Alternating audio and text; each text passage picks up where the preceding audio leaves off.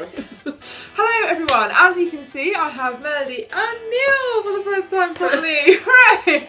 I thought it would be good for us all to talk together about what it's been like being in the wheelchair in London, what it's been like being the carer of the wheelchair person in London, and what it's been like being the transporter of the wheelchair person in London. Boom boom! So you get like a 3-people view of what's been going on. Okay, so Neil, tell me about your experience. he said before when we did the drone, he was just like, it's okay. So, One more to be said. come on then. Generally pushing a wheelchair in London seems to be alright, except, and it's a big except, people don't really seem to get out of your way very much, which then makes navigating particularly difficult. So you spend most of your time looking at the floor rather than all the sights of the city, so you don't get to see much, I'm afraid. And somebody seems to have not told London about lowered curbs. Oh! So you spend most of your time either bouncing your precious cargo down curbs accidentally, or you have to try and turn the wheelchair around so you can take it down, with lots of people bustling around you and getting in your way. Yeah, it's tricky as well because, as I said before, being in the wheelchair, I do try and get people's attention and sort of, not because I want attention, but to sort of stop them staring at me, so I sort of like get that eye contact and smile at them and say hello and isn't it a nice day and all this kind of thing. But I don't know whether it's just me or people in London, but they're all just like really like focused on what they were doing. Well, even the people in the park, it wasn't sort of like hello, was it? It was a bit sad. No, absolutely. And they tend to be sort of quite close to you, not just in front, but actually behind you. So you're pushing along and you're trying to slow down or navigate maybe some ruts in the ground, and because they're really close to you, you get distracted by them. Yeah, and it's sort of hit and miss, isn't it, with buses as well? Hit and miss with buses. But basically the thing that on the way to the theatre, we had a really lovely bus driver, didn't we? And he was brilliant. He was really good. He Really was so good. And basically he sort of said, oh, where is it you want to get off? And so we said, and so basically he'd remembered and he knew, so he got close enough to the curb because they had the scary round thing that comes out. What about the one on the way back? That wasn't so good. Yeah. So the one on the way back, apparently, if you wade through all of the Transport for London web pages and get to the video, don't look for any written stuff, look for the video. There's a blue button that you push as the wheelchair user, and that tells the driver that the wheelchair person wants to get off. And if you don't, then be ready for the bus driver to get upset with you. So basically, normally, okay, Neil is incredibly protective of me, as he should be, as being my carer and my wife. I was about to say husband. And I said wife before. And he was like trying to be really sort of, okay, so, oh, you've got the wheelchair. And the guy just had a massive go at him. And he was sort of like, oh, you should have told me. Just like, we did, because he sort of said, oh, where is it you're getting off? So we thought, oh, it's like the nice guy before. And I sort of said, so I sort of worked out that things weren't going very well. So anyway, he started putting the ramp out, and I was like, mate, it's not going to go onto the curb. It's not going to be any good. And he completely ignored me.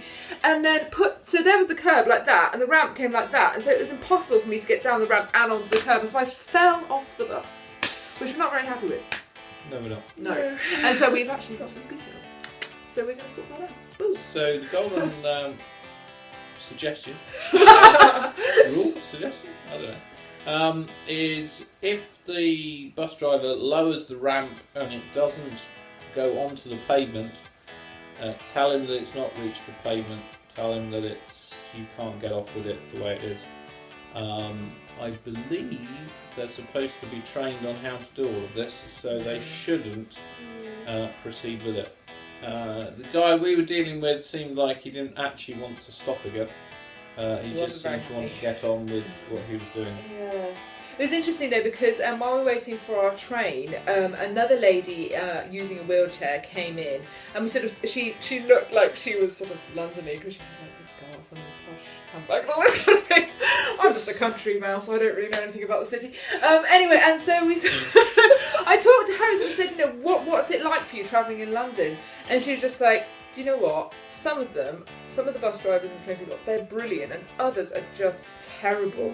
And you know, they don't want to even give you the time of day, let alone sort of make a special allowance for your abilities and stuff. So it's kind of hit and miss with transportation. Yeah. What did you think about the sort of like the accessibility of places? Because the changing room, do you know the Oh yeah. It wasn't great, to be honest. They did they have ramps and things up to the shops? No. No. but yeah, you have to make allowance for the people and move things around, and it wasn't particularly good. And the shop people, they were not very understanding. They just kind of look down and kind of think, well, you know, you're in a wheelchair, get over it. Get on with your life, sort of thing. It wasn't anything that was sort of helpful in a way. No, and even the sort of accessible buildings, we still had to like bump up something, and then like the disabled access toilet was too small and stuff like that. And it's just like, oh, come on, people! You've had disabled people, or rather people in wheelchairs to be more PC, for a long time. Come on, cater for them in the same way that you'd mothers and babies are catered for. To a certain degree, it could get a lot better, but you know, it's just, oh, come on, it's a bit disappointing. But it was a good day out, wasn't it? It was enlightening. Because we've mentioned somebody who was quite bad and somebody who was quite good, the guy on the Great Western Train, guard on the way back, he was good. He was fantastic. Not only was he dealing with a load of drunk guys, but he kept on sort of making sure I was okay.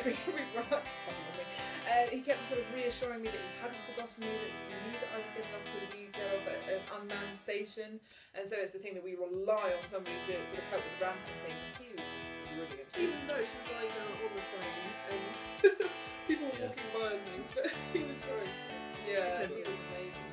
One of the good things that he did, sometimes when people help with wheelchairs, they tend to rush you, which is really not helpful.